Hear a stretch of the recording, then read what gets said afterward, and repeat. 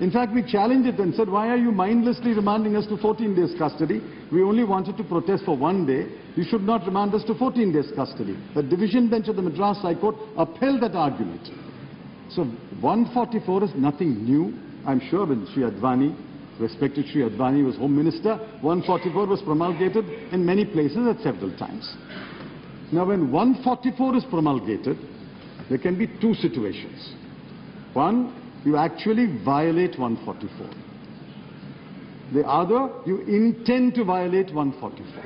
There are two situations. No, please. This is the law. This is the law. If my statement...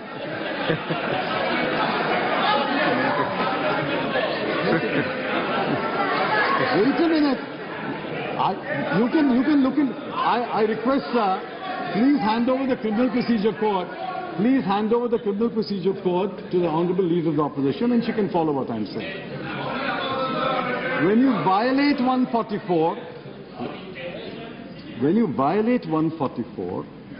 you violate Section 188 of the IPC. But there are two other provisions of the CRPC, 151 and 107. Please read it once again.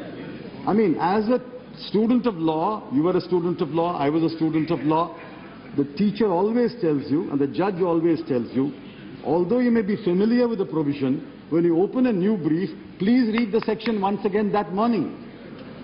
Fact that you read it last week, or the fact that you read it in college is not of any help. That morning you must read that section once again. I urge you most humbly, read section 107, read section 151. If there is an apprehension that there will be a breach of peace, if there's an apprehension there will be disturbance to tranquility, the police can take action, and that is called preventive measure. You preventively detain a person. How many times have you preventively detained people? Now, when Laluji was Chief Minister and the Honorable Shri Advaniji was detained, was he not detained as a preventive measure?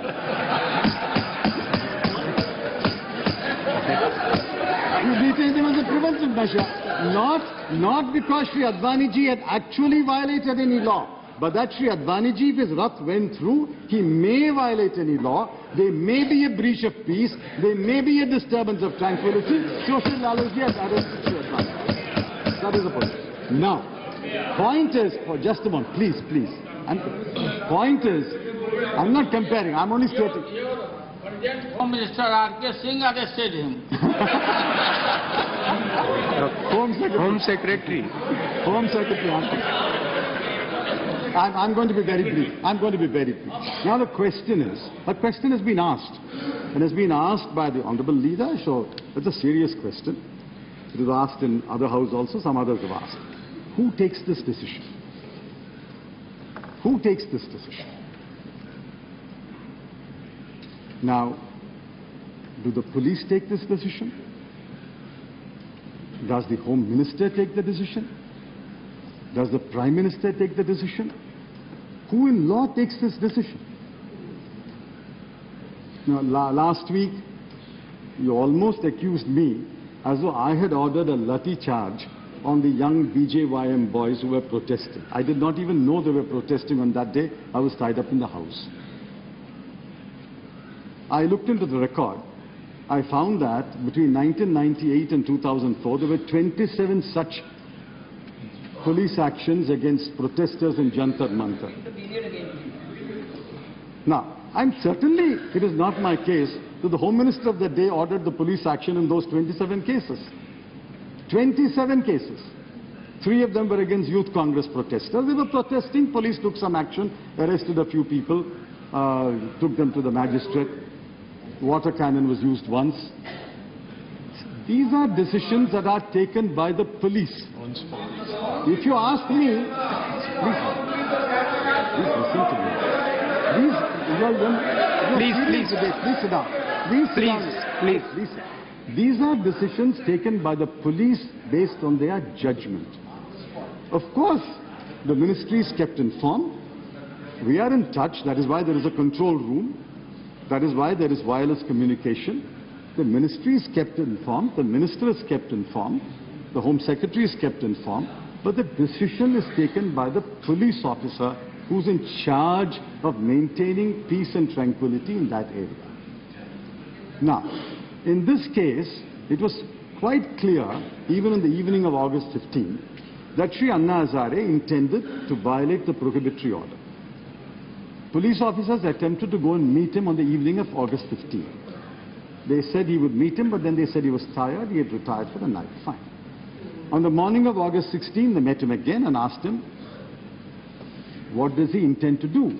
And I salute him. As a true Gandhian, he was completely fair and frank about it. He said, no, I'm going to go to Jayaprakash Narayan Park and I will violate the prohibitory order. The police said, sir, if you go to Jayaprakash Narayan Park and violate the prohibitory order, we have no option but to preventively detain you under 107 and 151. That is exactly what happened.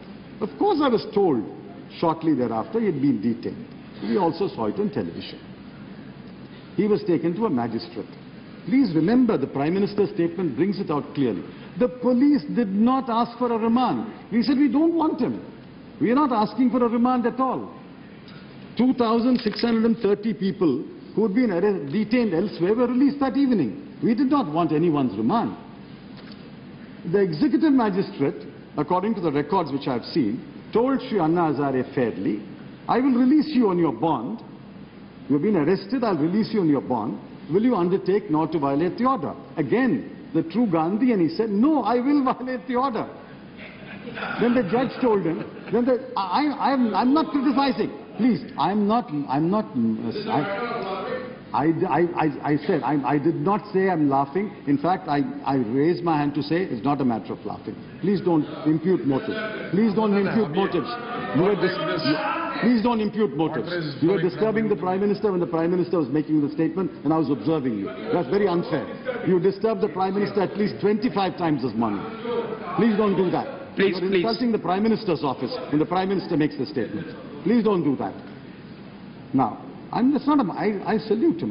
He said, I will violate the order. The judge said, then I'll have to send you to jail. He said, please send me to jail. Now, he remanded him to 7 days judicial custody. This information reached us at about 3:30 or 4 o'clock. And I said, why should he be remanded to 7 days custody? What was the need? He could have been remanded to 1 day. Why did he remand him to 7 days custody? The commissioner said, sir, we did not ask for a remand. The executive magistrate has remanded him. I said, no, this is not correct. Try to see whether you can persuade him to review the order. In the meanwhile, we had information that a petition had been filed in the Supreme Court. There was some defect, it was taken back. And it's likely that they will move the court today. In fact, they said on television yesterday, they will move the court today. On that, the commissioner took the decision, we will go back to the magistrate. They went back to the magistrate and told him, we think that they are going to move the court tomorrow. We don't think he should be remanded for 7 days. Please review your order. And the executive magistrate, God bless him, reviewed the order and said, all right, he is released unconditionally. This is exactly what happened. Now, what did we do wrong? What did we do wrong? I don't understand. What did we do wrong? Please, listen to me. Listen to me. Remember when Mamta ji was dragged to Lal Bazaar and thrown out, 144 was there. Let's not get into that. Let's not get into that. Now let's get into that. She was beaten up. She was beaten. Acharya ji. Please. No, please. Please sit down. Please sit down. Please sit down. Please, let's not divert no the interruption, subject. please. Let's not. So no interruption. I respectfully submit to you, sir, and to you, to this august House, that the police acted in their best judgment. No force was used anywhere. Nobody was injured anywhere yesterday. In fact, you would have seen not even lathis were taken out by any policeman yesterday. And that is why the Prime Minister says, inevitably, though unfortunately, this led to the arrest and release of Sri Anna Hazare. It was inevitable in the way that things developed, but it is unfortunate. We did our best to ensure that he was released from jail. Then, of course, there was this unexpected development that he refused to leave the jail.